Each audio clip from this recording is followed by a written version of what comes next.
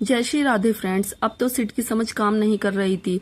फिर कुछ देर सोचकर पुलिस वालों से बोला, सर अगर हम उस रास्ते में आते जाते सारे सीसीटीवी फुटेज चेक कर रहे हैं, इससे हमें ये पता लग जाएगा कि वो लोग कहाँ उतरे हैं। अगर इन्होंने कार बदली है तो कौन सी कार में गए। संग्राम उसकी बात ठीक लगी। उसने इंस्पेक्टर की तरफ देखा और बोला, ठीक है मैं बात करता हूँ। उन्होंने अपने अफसर को फोन किया। हेलो सर, एक औरत की किडनैपिंग का केस है। वो शरद डिजाइनिंग के मालिक हैं, उनकी वाइफ है। सर हमें कुछ लीड मिली है, हमें आगे की कार्रवाई के लिए फुटेज चेक करने की परमिशन चाहिए। अफसर ने परमिशन दे दी। वो लोग शहर के कंट्रोल रूम में गए। उन्होंने हर सड़क के सीसीटीवी को बारी बारी देखा। तब उन्हें वो काली कार दिख गई। उन्होंने देखा कि कार में बैठे लोग पर शीशे बंद होने के कारण उनके चेहरे नजर नहीं आ रहे थे। कुछ आगे आकर वो कार से एक तरफ गली में चले गए। कुछ देर बाद वो कार वहां से निकल गई, लेकिन अब वो कार बिल्कुल खाली थी। उन्होंने अब बाकी की कारों पर ध्यान दिया, लेकिन अब जो हुआ उससे वो और भी हैरान हो गए। उन्होंने देखा कि 4 सफेद रंग की डिजायर कारें उस गली में से निकली और सारी कारों में लोग बैठे हुए थे। अब ये पता लगाना मुश्किल हो रहा था कि किस कार में छवि होगी। उन्होंने हर कार की फोटो को फोन में सेंड कर लिया। फिर वो आगे की फुटेज देखने लगे कि कारें किस तरफ गई हैं। दुश्मन बहुत ही शातिर था। वो इनसे एक कदम आगे था। वो 4 कारें अलग अलग डायरेक्शन में चली गई। अब उन्होंने डिसाइड किया कि उन चारों को चेक किया जाए। उन कारों में से एक कार चंडीगढ़ की तरफ जा रही थी। संग्राम ने पुलिस से कहा, मुझे लगता है कि ये कार ही हो सकती है। आप यहाँ से अगली स्टेट की पुलिस से बात करके इनकी खबर दे दो। हम प्लेन से चंडीगढ़ जा रहे हैं, हम वहां जाकर देखते हैं। संग्राम बोला। फिर सिड ने उसी वक्त 2 टिकट चंडीगढ़ की प्लेन की बुक करा दिए। वे दोनों उसी वक्त एयरपोर्ट की ओर निकल पड़े, अहमदाबाद। मीना को होश आया तो वो एक कमरे में बंद थी। उसने देखा कि कोई स्टोर था, उसमें टूटा फूटा फर्नीचर पड़ा था। उसने खुद को देखा, उसके हाथ पैर बंधे हुए थे और मुंह पर टेप लगी हुई थी। उसका प्यास से बुरा हाल था, ऊपर से गर्मी बहुत हो रखी थी। उसे समझ में नहीं आ रहा था कि किसने उसे किडनैप किया है और क्यों। उसकी या उसके पापा की तो किसी से दुश्मनी ही नहीं। सहस ने मीना के पापा के साथ थाने में रिपोर्ट करा दी। उसके पापा को घर छोड़ने के बाद सहस सिट के दोस्त पीटर के पास आ गया। आप मुझे शुरू से बताइए, क्या अब और कैसे हुआ? पीटर ने पूछा। कोई ऑफिस में आया था, वो उसे कार में बिठाकर ले गए। ये देखिए फुटेज, कहकर सहस ने उसे फोन पर फुटेज दिखाई। उसने फुटेज देखी, फिर बोला, सिड बता रहा था कि उस वक्त आपके साथ भी कुछ अजीब हुआ था। हाँ, असल में मैं उस वक्त अपने ऑफिस में सो गया था और आसपास क्या हो रहा है मुझे बिल्कुल भी पता नहीं चला। जब होश में आया तो इस बात को 1.5 घंटा हो चुका था। पीटर उसकी बात सुन रहा था, पर उसने सहस की तरफ बिना देखे पूछा, आपके कमरे में कोई आया था? मेरा मतलब बेहोश होने से पहले सहस ने अपने दिमाग पर जोर दिया। उसे याद आया कि वो हैरान होकर बोला, हाँ याद आया, वो ओम मुझे अपने कमरे में बुलाया था, मैं वहां गया था। फिर हम दोनों ने चाय पी, उसके बाद पता नहीं क्या हुआ। पीटर ने फुटेज को लैपटॉप में डाला और एक ऐप खोलकर उसमें फुटेज डाली। कुछ ही देर में उसने देखने वाले का नाम और उस लड़की आईडी उसमें आने लगी। पीटर ने पूछा, ये ओम कौन है? वो हमारा बहुत पुराना साथी, वो संग्राम भैया का पीए था, वो हमारी कंपनी में ही डायरेक्टर है। क्यों? आप क्यों पूछ रहे हैं? सहस बोला, मुझे ये तुम्हारा ओम कुछ चालाक सा आदमी लग रहा है, कहीं वो तुम्हें बुद्धू तो नहीं बना रहा? पीटर ने पूछा। नहीं, वो ऐसा नहीं है, भैया का काफी वफादार है, सहस बोला। इतने में लैपटॉप पर कई खुलासे आने लगे। उसमें उस आदमी का जिसने मीना को बाहर बुलाया था सारी डिटेल आ गई। उससे पता चला कि एक बहुत शातिर गुंडा था। पीटर ने उसकी कंपनी की फुटेज को हैक करके उसने देखा कि वो आदमी कहाँ करीब 1 बजे था। 1 बजे उसे ओम मिलने आया। पीटर उसे पहचानता नहीं था, सो उसने पूछा, सहस जरा इसको देखो, ये कौन है? सहस ने आगे होकर देखा तो वो ओम था। वो हैरान हो गया, फिर कुछ सोचकर बोला, यही है ओम। ये भी तो हो सकता है कि ये आदमी ओम को भी उठाना चाहता हो या ओम को इस पर शक हो।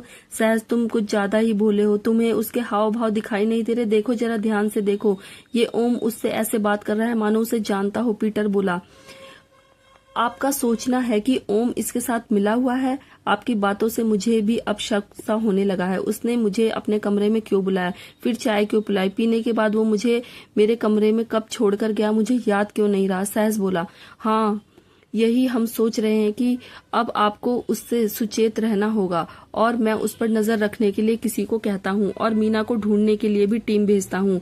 आप ऐसा शो कीजिए जैसे कुछ पता ही नहीं, कहकर पीटर ने उसे भेज दिया और मीना को ढूंढने के लिए अपनी आदमी भेजे। वो बोला, तुम लोग और गैंग को जानते हो? जी सर, उस गैंग का किशन है ना, उसे पकड़ो और तब तक तोड़ो जब तक वो सब उगल ना दे। हमने लड़की को हर हाल में बचाना है, पीटर बोला। वो लोग काम पर गए हैं। सहस वापस आते हुए सोच रहा था कि क्या ओम ऐसा हो सकता है। उसने संग्राम को फोन किया। हेलो भैया, कुछ पता चला? बहुत ही शातिर है कमीना, उसने पहले ही सब कुछ तैयारी कर रखी थी। वो कार शायद अहमदाबाद ही आए। मुझे जाने क्यों लग रहा है कि दोनों किडनैपिंग का कनेक्शन आपस में जुड़ा हुआ है। हम लोग चंडीगढ़ आ रहे हैं फ्लाइट लेकर और कार से पहले ही पहुंचकर उनका रास्ता रोक लेंगे। तुम्हारे यहाँ क्या हाल है भैया? यहाँ भी कुछ पता नहीं चल पाया। मैं सिड भैया के ऑफिस गया था, वो पीटर ने बहुत हेल्प की। भैया एक बात और है, हमें ओम पर शक हो रहा है। मीना से 2 घंटे पहले वो उस आदमी से मिलने गया था जो मीना को लेकर गए थे। फिर मुझे ओम ने अपने कमरे में बुलाकर चाय पिलाई जिससे मैं बेहोश हो गया। उसके बाद जब मुझे होश आया तो मैं अपने ऑफिस में था। ये उसने इसलिए किया ताकि मैं मीना की किडनैपिंग में कोई अड़चन ना डाल सकूं, सहस बोला। सहस, बुरे वक्त में हम सब पर शक करने लगते हैं, पर मैं ओम को जानता हूं। वो जान दे देगा पर मेरे साथ बेईमानी नहीं करेगा। वो मेरे लिए तुम लोगों जैसा ही है। तुम उसे कुछ ऐसा मत कहना कि कल को शर्मिंदगी हो, संग्राम बोला। सिड जो उसके पास बैठा था वो फोन लेकर सहस से बोला, सहस ये संग्राम बहुत ही अच्छा है, इसे सब अच्छे लगते हैं। मेरा तो मानना है कि हर्ष और ओम दोनों ही शक के दायरे में आते हैं भैया, पर ओम ऐसा क्यों करेगा? सहस ने पूछा। सिंपल सी बात है, देखो तुम्हारे जाने के बाद कंपनी कौन संभाल रहा था? ओम। अब कंपनी का सीईओ रहने के बाद अचानक से वो यहाँ से हटाकर उसे डायरेक्टर बना दे तो वो क्या खुश होगा? वो संग्राम को बुरी तरह से गुस्सा हो गया होगा। इतना रीजन क्या कम है? तुम लोग कुछ भी कहो लेकिन वो ऐसा नहीं है, तुम लोग देख लेना। अच्छा सहस, हम एयरपोर्ट पहुंच गए हैं, हम चंडीगढ़ पहुंचकर बात करते हैं, तुम हर्ष से बात कर लेना, कहकर उसने अपने फोन बंद कर दिया। सहस घर आया पर वो हाथ पर हाथ रखकर नहीं बैठ सकता था, ना ही वो कुछ कर सकता था। वो सीढ़ियां चढ़कर अपने कमरे की तरफ जा रहा था कि उसे हर्ष ने रोका। कहाँ खो गए भाई? सामने बैठा भाई भी नहीं दिखाई दे रहा। ओ हर्ष भैया, सॉरी, मैंने देखा नहीं, मुझे भी आपसे बात करनी है भैया, आज बहुत बड़ी मुसीबत हो गई, सहस ने सोफे पर बैठते हुए कहा। क्यों, क्या हुआ? सहस उसका रिएक्शन देखना चाहता था और उसके चेहरे से साफ साफ पता चल रहा था कि उसे कुछ पता नहीं था। भैया धीरे धीरे बोलिए, वो आज मीना को किसी ने किडनैप कर लिया और उधर संग्राम भैया का फोन आया था कि छवि भाभी को भी किसी ने किडनैप कर लिया। मैं तो थक हार कर बैठ गया हूँ, लेकिन भैया अभी उस कार को चेक कर रहे थे, वो लोग चंडीगढ़ के लिए निकले हैं। भैया का सोचना है कि ये सब कोई और यहीं से हैंडल कर रहा है, क्योंकि भाभी को किडनैप करने वाली कार भी गुजरात नंबर की थी। वो जिस रूट से आ रहे हैं उससे लगता है कि वो यहीं आ रहे हैं। सहस बोला, तुम सारा दिन से अब मुझे बता रहे हो, तुमने और भैया ने मुझ पर अभी भी विश्वास नहीं किया है ना? मेरे माँ बाप, बुआ, फूफा सबने आपके साथ बुरा किया है तो मुझ पर आप कैसे भरोसा कर सकते हो? हर्ष ने दुखी होकर कहा। अरे नहीं भैया, ऐसा क्यों सोचते हो? असल में बात ही शाम को हुई है। मुझे जैसे ही पता चला तो मैंने सोचा कि पहले मीना के मम्मी पापा को बताऊं, सो मैंने उनको अपने पास लिया और उनके साथ पुलिस स्टेशन गया। तब मुझे सिड भैया का ध्यान आया कि वो डिटेक्टिव है तो यहाँ के बारे में जानते होंगे। ये सोचकर उन्हें फोन किया। संग्राम भैया उनके साथ ही थे। तब उन्होंने भाभी के बारे में बताया और कहा कि मैं आपको फोन करके ना बताऊं बल्कि आपके सामने बैठकर बताऊं। मैं सच कह रहा हूं, हमारे मन में ऐसा कुछ नहीं है, बस ये था कि आपकी पढ़ाई पर असर ना हो, कहकर सहस उससे लिपट गया। उसे डर था कि कहीं उसकी प्रॉब्लम दोबारा न खड़ी हो जाए। कोई बात नहीं सहस, सॉरी, मैं भी ना क्या सोचने लग जाता हूँ। हाँ भैया ऐसे ही हैं, वो हर मुसीबत को अपने तक ही रखना चाहते हैं। अब क्या किया? पुलिस कहाँ तक पहुंची? हर्ष ने पूछा। पुलिस का तो पता नहीं। हाँ, वो पीटर सिड भैया के दोस्त ने सर्च में शुरू कर दी है, अभी तक कोई फोन नहीं आया। वो कह रहे थे कि कुछ होगा तो फोन कर बताएंगे। सहस बोला, ये किसका काम हो सकता है? मम्मी पापा तो जेल में हैं, बाकी बचे बुआ और फूफा, उनका काम हो सकता है। वो लोग पृथ्वी भैया के मरने के बाद काफी गुस्से में होंगे, उनका ही काम होगा। हर्ष बोला, क्या कह सकते हैं भैया, मुझे तो मीना की चिंता हो रही है, पता नहीं कहाँ होगी, किस हाल में होगी, और भाभी का भी कुछ पता नहीं, बेचारी कितनी मुश्किल से माँ बनी है, दोबारा वही सब ना हो। सहस अपने हाथों को मसलते हुए बोला, भगवान जी अब अब की बारी उनके साथ बुरा मत करना। हर्ष ने हाथ जोड़कर दुआ की। मनाली पुलिस बताई हुई कार की तलाश कर रही थी। वो लोग उन्हें चंडीगढ़ वाले रास्ते पर ढूंढ रहे थे, जबकि वो तो कब के एयरपोर्ट से अहमदाबाद की फ्लाइट पकड़ चुके थे। छवि को पता भी नहीं उसका पासपोर्ट उसके पास कैसे आया। उन्होंने सब कुछ पहले से ही सेट कर रखा था। वो चुपचाप उनका कहना मान रही थी। उसे डर था कि वो लोग संग्राम को कुछ कर ना दे। मुझे मेरे पति के बारे में बता दे प्लीज, वो ठीक तो है ना? उन्हें होश आया क्या? छवि जहाज में बैठने से पहले बोली। उस आदमी ने फिर से फोन मिलाया और बोला, हाँ मैडम के पति होश में आ गया है क्या? चलो ठीक है। हाँ सुनो, उसे भागने मत देना, गोली तैयार रखना। अगर मैडम ने कुछ गलत किया या उससे कुछ गलत किया तो ठोक देना। उसने कड़कड़ाती आवाज में कहा। मैं कुछ नहीं करूंगी, प्लीज उन्हें कुछ मत करना। मैं आपकी हर बात चुपचाप मानूंगी, छवि ने रोते हुए कहा। वो लोग मान गए और छवि को उस औरत और आदमी के साथ जहाज में भेज दिया गया। छवि ने सोचा कि वो अपनी किडनैपिंग के बारे में एक पर्ची पर लिखकर किसी एयर होस्टेस को पकड़ा देती है। फिर उसने सोचा कि ऐसा करने से वो लोग नाराज ना हो जाए और कहीं गुस्से में मेरे बच्चे को नहीं, ऐसा नहीं हो सकता। मैं ठीक से बैठूंगी। उनका जहाज उड़ा ही था कि संग्राम और सिड वहां पहुंचे। वो जल्दी से जल्दी चंडीगढ़ पहुंचना चाहते थे। उन्होंने वहां चेक किया तो पता चला कि चंडीगढ़ के लिए कोई फ्लाइट ही नहीं जाती। वो लोग परेशान हो गए। फिर कुछ देर सोचते हुए वो लोग कार लेकर बाहर आ गए। उन्होंने कार से ही जाने का सोचा, तभी सिड को पुलिस इंस्पेक्टर का फोन आया। उसने उसी वक्त फोन उठा लिया। तो बात यह है कि हम जिस कार को ढूंढ रहे हैं वो मिल गई है। उसमें एक फैमिली थी, लेकिन उसमें से वो नहीं थी जिसकी आपने फोटो दी थी। वो सभी यहीं बैठे थे, आप लोग आ जाइए। इंस्पेक्टर बोला, ठीक है हम आते हैं। कहिए। सिड और संग्राम उसी वक्त पुलिस स्टेशन की तरफ चल दिए। संग्राम सारे रास्ते सोचता रहा कि शायद छवि उन्हीं लोगों में हो। वो लोग कुछ ही देर थाने में पहुंच गए। संग्राम कार से उतरते ही जल्दी से अंदर आया। अंदर 2 औरतें और 2 आदमी बैठे थे, लेकिन छवि उनमें से नहीं थी। संग्राम ने उनसे पूछा, छवि कहाँ है? कौन है छवि? कब से पुलिस वाले यही पूछ रहे हैं। हम कहे जा रहे हैं कि हम किसी छवि को नहीं जानते। हमने तो एयरपोर्ट से ये कार ली थी, अब अपने घर जा रहे हैं। ये लोग हमें क्यों पकड़ कर लाए पता नहीं, उनमें से एक लेडी बोली। संग्राम ने इंस्पेक्टर की तरफ देखा, फिर उनसे पूछा, ड्राइवर कौन है? जी मैं हूँ। एयरपोर्ट किसको लेकर गए थे? सिड ने पूछा। जी मैं रोज ही एयरपोर्ट से सवारियां लेकर जाता हूँ, वो बोला। संग्राम ने इंस्पेक्टर को इशारा किया। इंस्पेक्टर ने ड्राइवर के गले को पकड़कर उसे डराते हुए कहा, झूठ बोलता है, इसे अंदर ले जाकर इसकी सेवा करो, फिर सच बोलेगा। तो तड़के पुलिस वालों उसे पकड़कर साइड कमरे में ले जाने लगे तो वो डर गया। बोला, मैं बताता हूँ, प्लीज मुझे अंदर ना ले जाइए। पुलिस वालों ने इस इंस्पेक्टर के सामने बिठा दिया। उसने बताया कि मुझे मेरे दोस्त ने 3 लोगों को एयरपोर्ट पहुंचाने को कहा था। मैं उन्हें छोड़कर आया तो मैंने सोचा कि खाली जाने से बेटर है मैं सवारी बिठा लेता हूँ, इसलिए उन्हें बिठा लिया। हमें तो जाने दीजिए, वो आदमी बोला। 1 मिनट, इस ड्राइवर को भी छोड़ते हैं, अब उसी के साथ जाना। पुलिस वाला बोला, जो बात तूने अब बताई वो पहले क्यों नहीं बता रहा था? इंस्पेक्टर ने ड्राइवर से पूछा। वो उन लोगों ने मुझे 2 गुना किराया दिया था और कहा था कि किसी को बताना नहीं। वो जो मैडम आप दिखा रहे हैं ना, वो भी थी इसमें। ड्राइवर पुलिस के डंडे को देखकर बोला, तूने इन्हें एयरपोर्ट पर कब छोड़ा? उन्होंने कहाँ की फ्लाइट ली? संग्राम ने पूछा। मैंने इन्हें करीब 2 घंटे पहले छोड़ा था, बाकी सब हमें कुछ नहीं पता, हम तो बस उन्हें एयरपोर्ट से बाहर छोड़कर आए। ड्राइवर बोला। कुछ देर इंस्पेक्टर और संग्राम उनसे ऐसे ही सवाल करते रहे, फिर उन्होंने उस फैमिली को छोड़ने भेज दिया। संग्राम और सिड उसी वक्त इंस्पेक्टर के साथ एयरपोर्ट की तरफ चल दिए। एयरपोर्ट पहुंचकर उन्होंने 2 घंटे पहले आने वाली सारी फ्लाइट्स के बारे में पूछा। तब उन्हें पता चला कि इस दौरान एक फ्लाइट मुंबई के लिए और दूसरी अहमदाबाद के लिए निकली थी।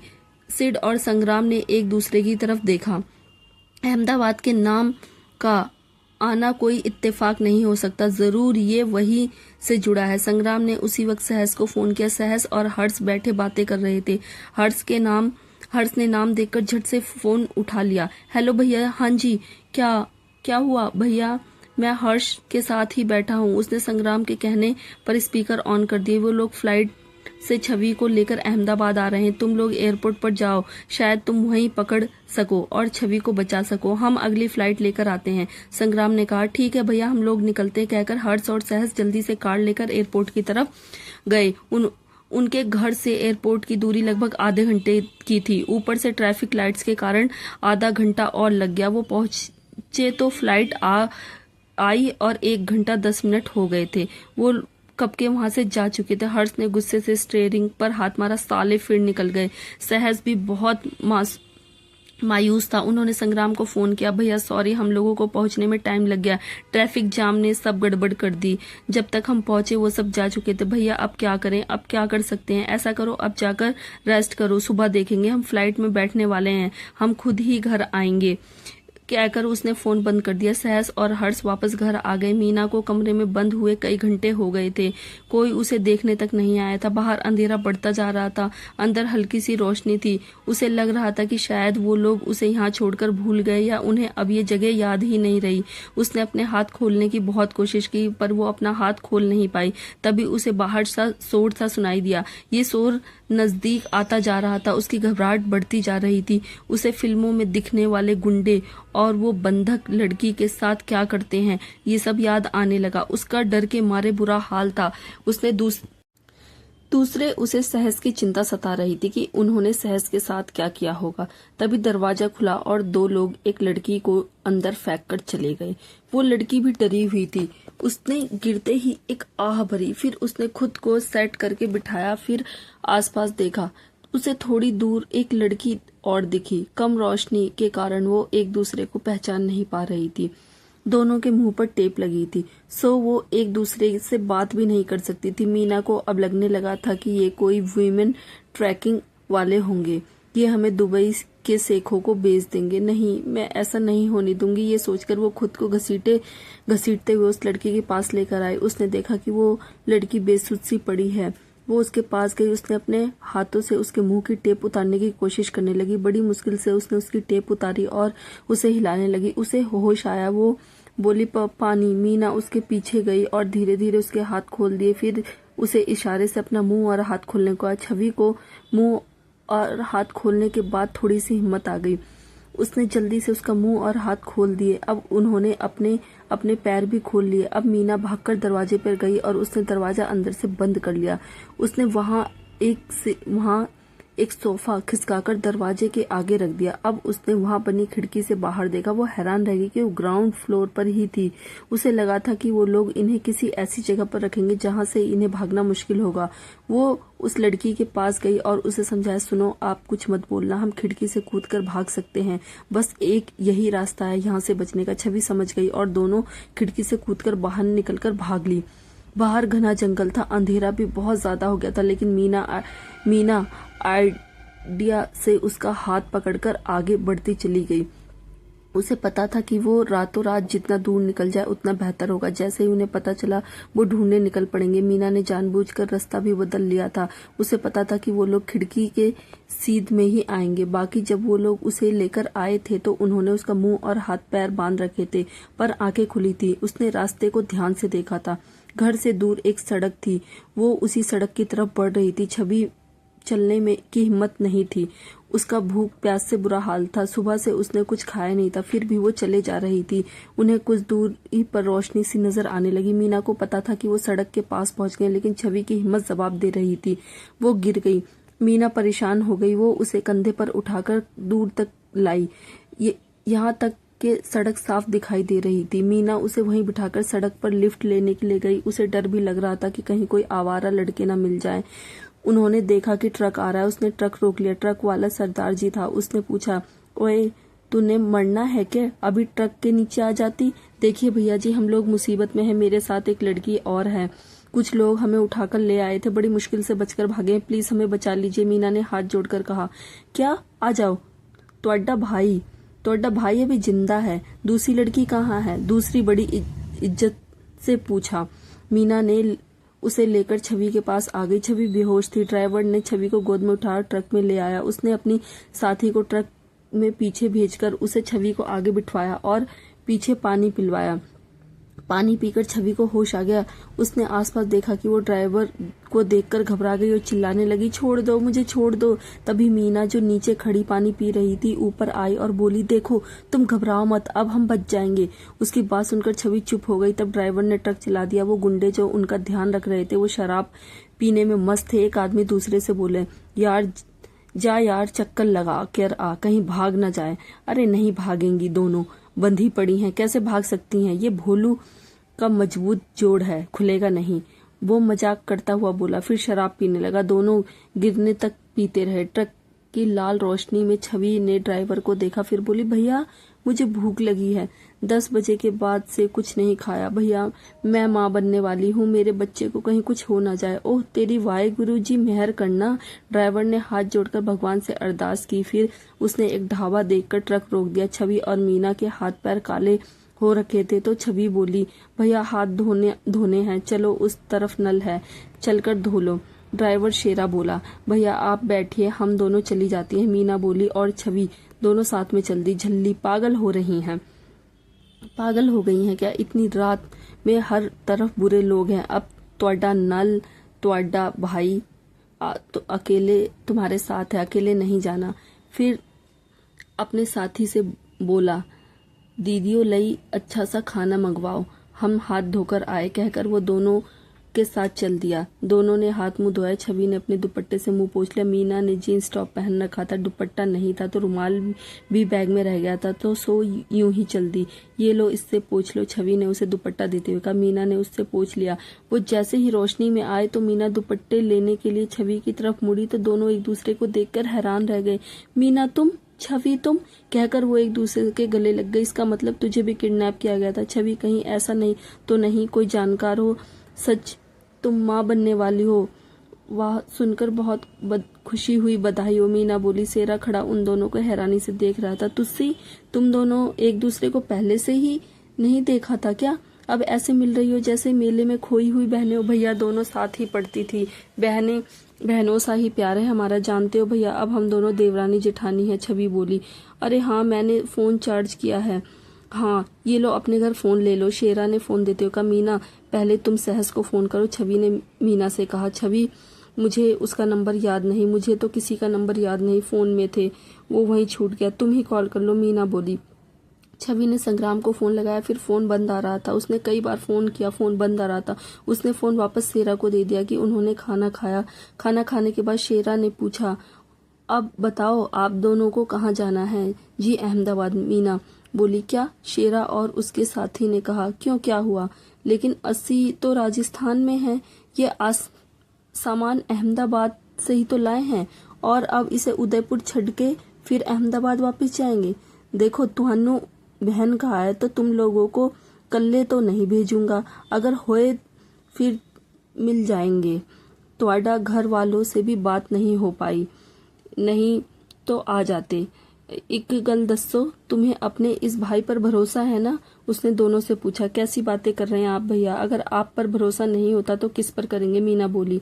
तो ठीक है, अगले शहर में मेरे एक रिश्तेदार रहते हैं, मैं तुहानू वहाँ छोड़कर जाऊंगा, वापसी में तुम्हें अपने साथ ले जाऊंगा। शेरा बोला। ठीक है भैया, जैसा आप कहें हमें मंजूर है, दोनों बोली। संग्राम फ्लाइट में बैठा था, अभी तक कुछ पता नहीं चल पाया था।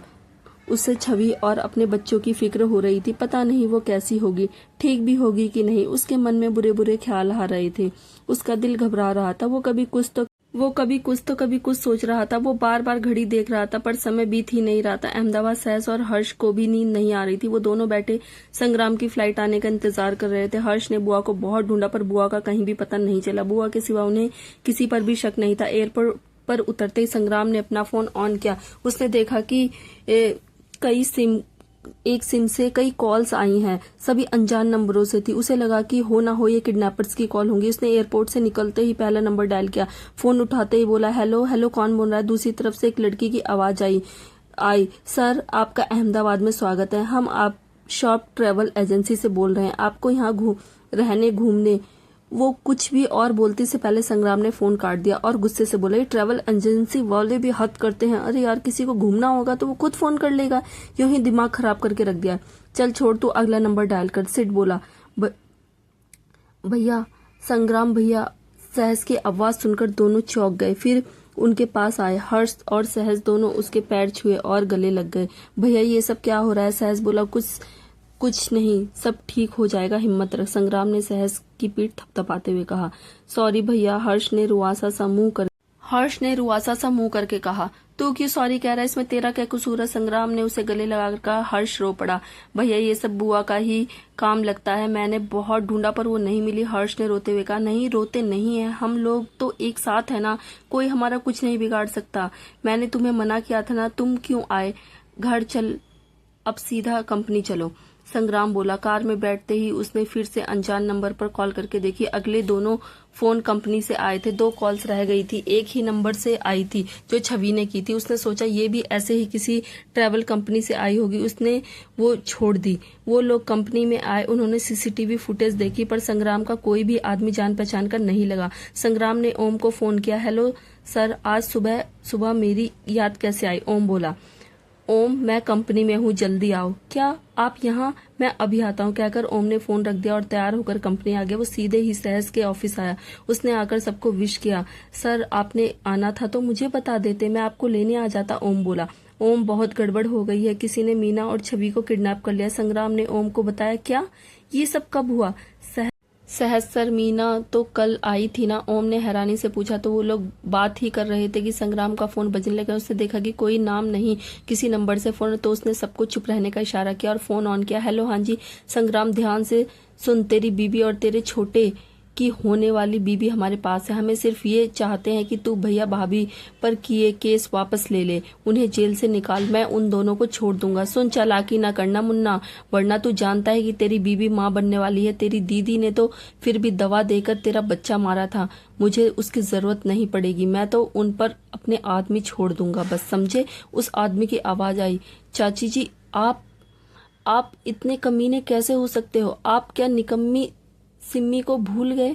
ये दोनों भी इन्हीं जैसे हैं, आप उनके बारे में ऐसा कैसे सोच सकते हो? संग्राम ने दांत पीसते हुए कहा। अच्छा, अब तुम्हें याद आया कि मैं तेरा चाचा हूँ और निम्मी सिम्मी मेरी बेटियां हैं? तब याद नहीं था जब घर, कंपनी और हम सबसे सब कुछ छीन लिया, पृथ्वी को हमसे छीन लिया, हमारा इकलौता सहारा हर्ष बचा था, उसे भी हमसे छीन लिया। अब मासूम बनते हो? हमारे पीछे पुलिस लगा दी, कहाँ छुपते फिर रहे हम? मुझसे फालतू बात ना करो। सुनो, तुम्हारे पास सिर्फ आज का दिन है, केस वापस ले लो, चाचा ने धमकाया और फोन बंद कर दिया। भैया, क्या ये चाचा जी हैं? हर्ष ने पूछा। हाँ, चाचा जी हैं, पर मुझे ये समझ नहीं आता कि छवि के माँ बनने की खबर इसे किसने दी? ये तो हम दोनों के सिवा सिर्फ तुम दोनों को ही पता थी, संग्राम बोला। ओम भैया को भी पता थी, मैंने बताया था। सहस को ओम पर ही शक था। आपका कहना है कि मैंने उन्हें बताया? मैं उन्हें जानता भी नहीं, मतलब सर के साथ ही एक आधा बार देखा था, ओम बोला। अच्छा, तो आप मुझे बताइए कि आपने कल मुझे क्या पिलाया था? फिर मैं आपके कमरे से अपने कमरे में जैसे ही आया, सहस बोला, मैंने तुम्हें कुछ क्यों पिलाना था? वो तो तुम खुद ही चाय पीकर सो गए थे, तो मैंने मुकेश से कहकर तुम्हारे कमरे में पहुंचवा दिया। तुम मुझ पर ही शक कर रहे हो, ओम बोला। लेकिन इसी दौरान तो मीना गायब हुई थी, अगर मैं होश में होता तो उसे बचा लेता, लेकिन आपकी चाय ने सब गड़बड़ घोटाला कर दिया, सहस गुस्से से बोला। सहस, अब बस भी करो, मुझे पता है ओम ऐसा नहीं कर सकता, तुम इस पर शक करना बंद करो प्लीज। मेरे लिए जैसे तुम हो वैसा ही ओम है, संग्राम ने गुस्से से सहस को डांटा। क्या? उसी वक्त मीना घबराई हुई, रुको 1 मिनट, उस वक्त चाय तो मुकेश ने बनाई थी और उसने मेरे कहने के बिना ही चाय बना दी थी। कहीं ये सब मुकेश? उसने सहस की तरफ देखकर कहा। उसकी आंखों में अजीब सा गुस्सा था। ये मुकेश कौन है? संग्राम ने पूछा। सर, वो मेरा असिस्टेंट है, अपनी ही कंपनी में काम करता है। अच्छा काम देखकर मैंने उसे असिस्टेंट के लिए रख लिया था, लगता है सब उसी का किया धरा है। मुझे याद है भाभी के माँ बनने के बारे में जब सहस ने मुझे बताया था तो वो मेरे ही पास खड़ा था, उसने मुझे फोन कर बात करते सुन लिया था, ओम बोला। सहस और सिड को अभी अभी ओम पर शक हो रहा था कि जब इसे लगा कि सहस को इस पर शक है तो इसने सारा इल्जाम बेचारे मुकेश को फंसा दिया। पर संग्राम को ओम पर बिल्कुल भी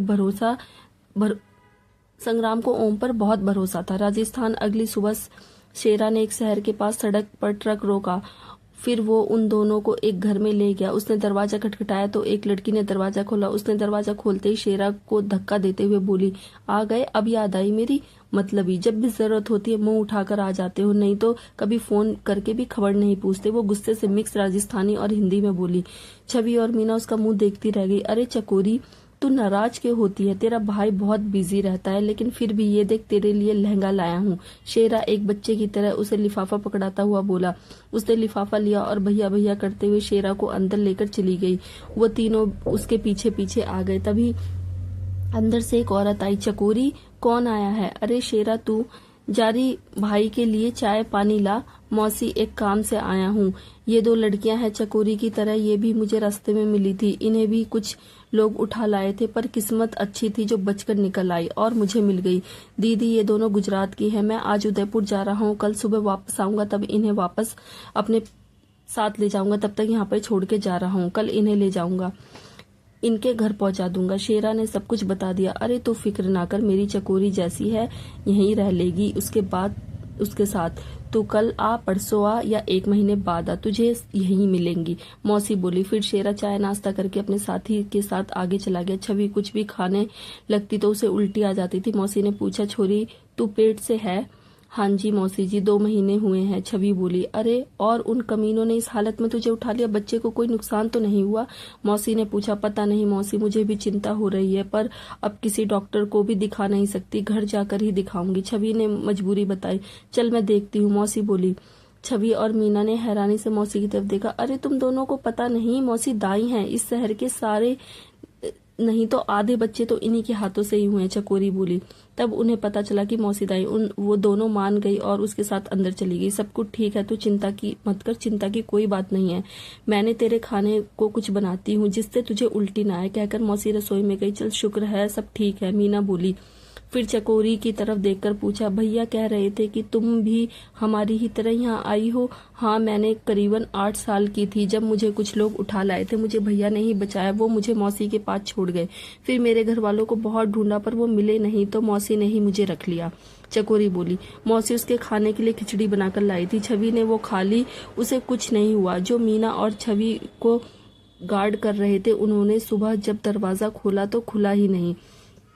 तब उन्हें पता चला कि दरवाजा अंदर से बंद है। उन दोनों ने दरवाजा तोड़ने लगे, लेकिन अंदर लगे सामान के कारण दरवाजा खुल ही नहीं रहा था, न टूट रहा था। तब उन लोगों को कुछ गड़बड़ लगी। उन्होंने पिछली तरफ जाकर देखा, खिड़की खुली थी। उन्होंने खिड़की से अंदर झांक कर देखा, अंदर कोई भी नहीं था। दोनों घबरा गए। अगर दोनों बॉस को बताया तो उन्हें जान से ही मार डालेंगे। ये सोचकर उन्होंने एक प्लान बनाया और 2 बार डांसर को पैसे देकर वहां बंद करा लिया। उन्हें पता था कि जब बॉस देखेंगे तो ये वो लड़कियां नहीं है और इन्हें छोड़ देंगे तो ये भी उसे जाने देंगे। उन्होंने ऐसा ही किया। चाचा जी के फोन के बाद संग्राम ने बहुत सोचा कि वो ऐसा करेगा वैसा करेगा, पर वो कुछ नहीं कर पा रहा था। चाचा जी का फोन सुबह सुबह फिर आया। क्या सोचा तूने? चाचा ने संग्राम से पूछा। पहले हमें सबूत तो दे कि वो आपके पास है, हम ऐसे कैसे मान ले कि वो आपके पास है, संग्राम बोला। मुझे पहले ही पता था, इसलिए मैंने पहले ही तैयारी कर ली थी, कहकर चाचा जी ने उन दोनों का कल का बनाया हुआ वीडियो भेज दिया। वीडियो में छवि और मीना के हाथ पैर बंधे हुए थे। संग्राम ये देखकर घबरा गया। उसने चाचा से कहा, देखिए इन्हें कुछ भी नहीं होना चाहिए, मैं केस वापस लेने को तैयार हूँ, ठीक है? जिस वक्त तुम केस वापस लोगे उसी वक्त हम इन्हें छोड़ देंगे। इसके अलावा हमारे बताए हुए पते पर 50 लाख रुपए भेज देना, तुम्हें एड्रेस में बाद में सेंड कर दूंगा। चाचा जी ने बोला और फोन काट दिया। अब चाचा जी 50 लाख भी मांग रहे हैं। संग्राम बोला, क्या यार, मुझे बोल, उन्हें पकड़कर अंदर करा देते हैं, सिड गुस्से से बोला। लेकिन छवि और मीना उनके पास है, हम कुछ करेंगे तो वो उन्हें नुकसान पहुंचाएंगे, हम कुछ कर भी नहीं सकते।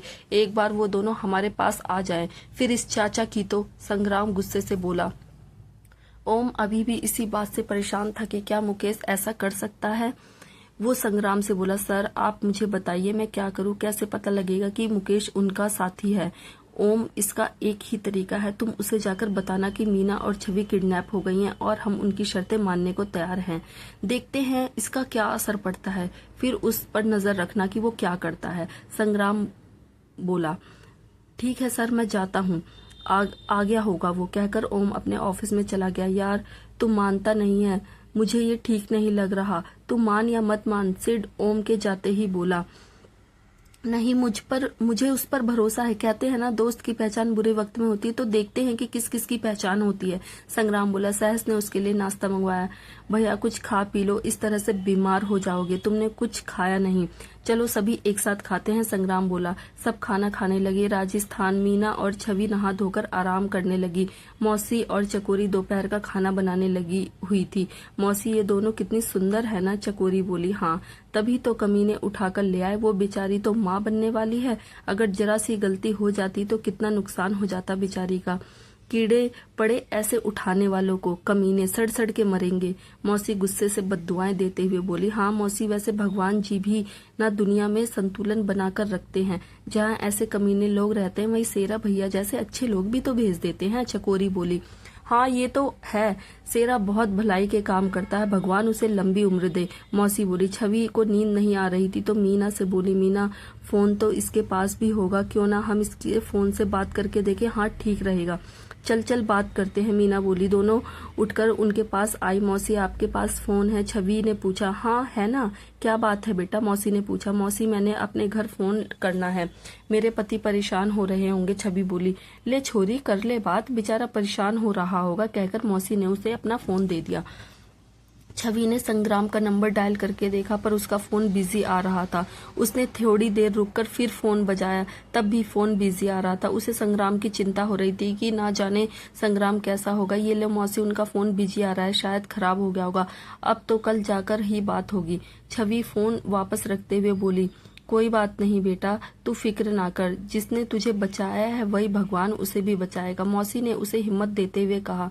चाचा ने उस गार्ड को फोन किया, लड़कियां ठीक है ना, ऐसा करना, उन्हें एक टाइम का खाना दे दो, कुछ बुरा नहीं होना चाहिए वरना सब बेकार हो जाएगा।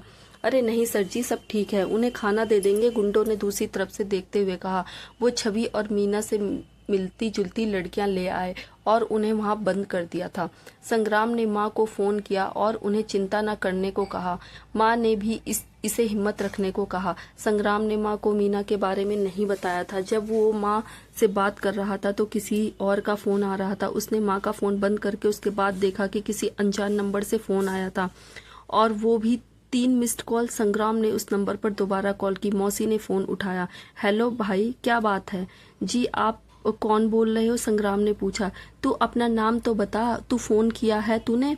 मौसी बोली। संग्राम डर रहा था कि कहीं किडनैपर तो नहीं। जी मैंने इसलिए किया था क्योंकि आपकी तरफ से कॉल आई थी, संग्राम बोला। तू छवि का पति है क्या?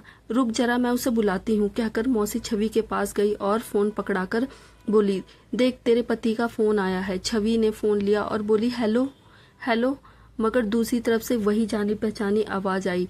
छवि संग्राम से बोला। फिर उसने आसपास देखा और सहस को इशारा किया। सहस ने जल्दी से दरवाजे के पास जाकर ध्यान से देखा, कोई नहीं था। उसने संग्राम को इशारा किया कि कोई नहीं है। तब संग्राम बोला, तुम कहाँ हो?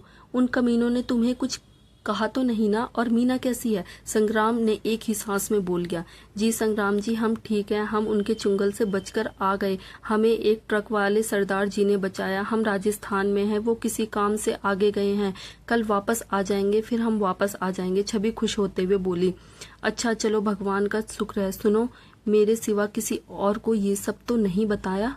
संग्राम ने पूछा। नहीं, बस आपको ही बताया। ठीक है, किसी को बताना भी मत, उन तक बात ना पहुंच जाए। मैं तुम्हें लेने भी नहीं आ सकता, क्या पता उन लोगों ने कंपनी में आदमी ना छोड़ रखे हों। तुम लोग बाहर मत निकलना, उसी के साथ आ जाना, मैं तुम्हें खुद फोन करूंगा, तुम मत करना। संग्राम ने उसे समझाकर फोन बंद कर दिया। संग्राम ने कहा, चलो घर चले, 50 लाख रुपए का इंतजाम भी तो करना है, कहकर उसने बाकियों को चलने का इशारा किया। सब उसके साथ चल पड़े। वो लोग कार में आकर बैठे तो संग्राम ने सबको बताया, दोनों सुरक्षित हैं, उनके चुंगल से बच गए। ये चाचा बहुत चालाक बनता है, वो इन्हें लेकर हमसे सौदेबाजी कर रहा है, जबकि ये उसके पास है ही नहीं। शुक्र है भगवान का, मुझे तो भाभी की चिंता हो रही थी। सहस बोला। तुम्हें तो एक भाभी की चिंता हो रही थी, मुझे दोनों भाभीयों की चिंता हो रही थी। हर्ष बोला। अब सहस, तुम अपने ऑफिस में जाओ, जैसा कुछ हुआ ही नहीं। हर्ष, तुम घर जाना चाहते हो या कहीं और? संग्राम ने पूछा। भैया मैं अपनी कंपनी जाता हूँ, देखूं अगर कोई मुझे कांटेक्ट करता है, हर्ष बोला। फिर चारों कार से उतरे। सहस कंपनी के अंदर और हर्ष पार्किंग में अपनी कार की तरफ चले गए। सिड और संग्राम कार में अगली सीटों पर बैठ गए। सिड ने कार चला दी। सिड, अब हम चाचा को काबू करने की प्लानिंग कर सकते हैं, कहकर संग्राम ने सिड की तरफ देखा। ओम अपने ऑफिस में आया। मुकेश आ चुका था। मुकेश को देखकर उसने जानबूझकर परेशान होने का नाटक किया। क्या हुआ सर, काफी टेंशन में लग रहे हो, मुकेश ने पूछा। हाँ मुकेश, वो संग्राम सर वापस आ गए हैं। उनकी वाइफ और मीना को किसी ने किडनैप कर लिया, अब पैसे मांग रहे हैं। ओम ने उसके चेहरे को देखते हुए कहा। वो देखना चाहता था कि वो कैसे रिएक्ट करता है। उसके चेहरे पर खुशी सी थी। तो उसके बॉस अब क्या करेंगे, मुकेश ने पूछा। वो कर भी क्या सकते हैं, किडनैपर्स की बात मान गए हैं, हर शर्त पूरी करेंगे। ओम ने सिर झुकाए बैठा हुआ था। उसने चोरी से मुकेश की तरफ देखा। ओ, बहुत बुरा हुआ, मैं कॉफी लेकर आता हूँ, कहकर वो कप लेकर चला गया। वो जैसे ही अपने कमरे में गया तो ओम भी उसके पीछे गया। ओम ने सहस को फोन करके बुलाया और खुद मुकेश के कमरे के बाहर खड़े होकर उसकी बात सुनने लगा। मुकेश किसी से फोन पर बात कर रहा था। मौसा जी, संग्राम यहाँ पर आ गया है, वो लोग पैसों की तैयारी में लगे हुए हैं। अच्छा, मैं ज्यादा बात नहीं कर सकता, अभी चलता हूँ, कहकर मुकेश कॉफी का कप लेकर चल दिया। दरवाजे पर सहस और ओम थे। दोनों भागकर ओम के कमरे में आ गए। सहस उसके टॉयलेट में छुप गया और ओम आराम से कुर्सी पर बैठकर फाइल देखने लगा, मानो कुछ हुआ ही ना हो। मुकेश कॉफी लेकर आया। Sir coffee. ऐसा करो, ये फाइल पीआर में देकर आओ। ओम ने उसे फाइल देते हुए कहा। मुकेश फाइल लेकर वहां चला गया। तब सहस टॉयलेट से बाहर आया। ओम ने उसे अपना फोन दिया और बोला, सर ये रिकॉर्डिंग सुनो, आपको पता चल जाएगा कि मैं सच बोल रहा था। सहस ने सारी रिकॉर्डिंग सुनी और बोला, मुझे माफ कर दीजिए, मुझसे गलती हो गई। जब हम मुसीबत में होते हैं ना तो रस्सी को भी सांप समझ लेते हैं। सहस बोला, कोई बात नहीं, मैं समझता हूँ आपका ऐसा सोचना जायज था, पर मुझे इस बात की खुशी है कि संग्राम सर ने मुझ पर भरोसा किया। उन्होंने एक बार भी मुझे गलत नहीं समझा। ओम बोला, हाँ ये तो है, कितनी भी मुश्किल परिस्थितियों संग्राम भैया कभी घबराते नहीं है, कोई गलत फैसला नहीं लेते। ये रिकॉर्डिंग भैया को भेज देना, उन्हें खुद पर खुशी होगी। और पूछना अब इसका क्या करें। सहस कुछ देर बैठने के बाद चला गया। राजस्थान, छवि तेरी बात हो गई उनसे, वो लोग ठीक है, मीना ने पूछा। अरे ये तो मैं पूछना ही भूल गई, पर वो ठीक बात कह रहे थे और कंपनी से बोल रहे थे, तो सहस भी ठीक ही होगा। उन्होंने हमें पकड़ने के लिए हमें बुद्धू बनाया। छवि बोली, देखो तो पति से बात करके हमारी दीदी कैसे खुश हो गई, चेहरे की रंगत ही बदल गई है। चकोरी ने उसे छेड़ते हुए कहा। चकोरी, पति पत्नी के रिश्ते का तुझे क्या पता, ऐसी ही छोटी छोटी बातों में खुशी मिलती है। मौसी बोली, मौसी इसकी भी शादी करा दो, इससे भी पता चल जाएगा। छवि बोली, इस गरीब से कौन शादी करेगा, मेरे साथ इसकी भी जिंदगी बस ऐसे ही गुजर गई। मौसी बोली, आपने भी शादी नहीं कराई क्या, मीना ने पूछा। शादी तो की थी, मेरे माँ बाप ने शेरा की तरह ट्रक ड्राइवर था, यहाँ लाकर छोड़ दिया, फिर ट्रक लेकर दूर चले जाता था। शुरू में आता जाता रहा, फिर एक दिन ऐसा गया वापस ही नहीं आया। उस वक्त मैं इस मकान में किराए पर रहती थी। दाई पना आता था सो वही करने लगी, बदले में मैं फीस लेती थी। फिर माँ और बच्चे की मालिश भी करने लगी। अब तो कई वैसे भी मालिश करा लेती हैं, जिनके बेटा होता है वो खुश होकर मिठाई, पैसे और कपड़े दे देती हैं। इस मकान के मालिक बहुत अच्छे घराने के थे, उनके जुड़वा लड़के हुए। मैंने ही शुरू से उनकी पत्नी की देखरेख की तो उन्होंने खुश होकर ये घर मुझे दे दिया। बस तब से यहीं रह रही हूँ, अच्छा गुजारा चल जाता है। मौसी ने अपनी सारी कहानी सुनाई। फिर आप शेरा भैया से कैसे मिली, मीना ने पूछा। शेरा, जब मेरे पति 1 महीना नहीं आए तो मैं उन्हें ढूंढने निकल पड़ी। तब मैं एक एक ट्रक को रोककर पूछती थी। ये शेरा उन्हीं में से एक ट्रक वाला था। यहाँ मुझे सभी मौसी कहते हैं, इसलिए वो भी मुझे मौसी कहता था। उसने बेचारे ने इन्हें बहुत ढूंढा पर कुछ नहीं पता चला। इस सिलसिले में वो यहाँ आने लग गया। मुझे भी बेटा मिल गया। मौसी ने अपनी बात सुनाई। छवि की तरफ देखा तो छवि आंखों से पानी बह रहा था। क्या हुआ छवि, तू रो क्यों रही है? मुझे अपनी जिंदगी में अब कोई दुख नहीं है, मैं खुश हूँ, मौसी ने उसे रोते हुए देखकर कहा। मौसी, मैं आपकी कहानी सुनकर नहीं रोई, असल में मेरा बचपन भी राजस्थान में ही बीता है। ऐसे ही एक शहर में हम रहते थे। मेरे पापा भी ट्रक चलाते थे। वो कभी कभार घर आते थे। मैं और माँ उनका आपकी तरह ही इंतजार करते रहते थे। माँ ऐसे ही चल बसी, फिर पापा भी एक्सीडेंट में मारे गए। आपकी बात से उनकी याद आ गई, छवि बोली। मीना ने उसे गले लगा लिया। मौसी ने भी उसके पास आकर उसे गले लगाकर पीठ को सहलाकर उसे हौसला दिया। मौसी, खाना तैयार है, चकोरी बोली। उन्होंने खाना खाया और सोने चली गई। अगले दिन सुबह से ही वो शेरा का इंतजार करने लगी। करीब 10 बजे शेरा वहां पर आ गया। उसने नाश्ता किया। मौसी, मैं सोचता हूँ कि उनका भेष बदल कर ले आऊं, कहीं वो लोग इन्हें ढूंढ तो नहीं रहे। पता नहीं कैसे लोग होंगे, अपना बचाव तो खुद करना ही होगा। शेरा बोला, हाँ ये तूने बिल्कुल सही अकल की बात की, ऐसा करते हैं इन्हें राजस्थानी बना दूं, घूंघट ओढ़ लेंगी तो किसी को पता भी नहीं चलेगा। मौसी बोली, हाँ ये ठीक है, जाओ फिर तैयार हो जाओ। शेरा ने दोनों को इशारा किया। मौसी उन दोनों को लेकर अंदर चली गई। चकोरी और मौसी ने उन दोनों को राजस्थानी वेशभूषा में तैयार कर दिया। उनकी आंखों में काजल डाला और चेहरे पर काली बिंदिया सी लगा दी। वो दोनों ही पहचान में नहीं आ रही थी। शेरा खुद देखकर हैरान हो गया। फिर मीना और छवि ने मौसी और चकोरी से विदा ली और शेरा के साथ चल दिए। वो मन में बहुत खुश हो रही थी कि वो संग्राम से मिलेगी। वो जल्दी से जल्द संग्राम से मिलना चाहती थी। यहाँ से उन्हें 5 घंटे लगने थे। शेरा ने उन्हें आगे ही बिठाया था। छवि बाहर का नजारा देख रही थी। वो जिस शहर से गुजर रहे थे उसे देखकर छवि की आंखें भर आई। भैया ट्रक थोड़ा धीरे चलाओगे? छवि बोली। मीना ने उसकी तरफ सवाले नजरों से देखा। क्या हुआ बहन, रोने क्यों लगी? धीरे कर देता हूँ ट्रक, तू रो मत। शेरा ने उसे देखकर पूछा। ये मेरा शहर है, मेरा बचपन यही बीता है। छवि बोली। क्या तुम्हें जाना है यहाँ? शेरा ने पूछा।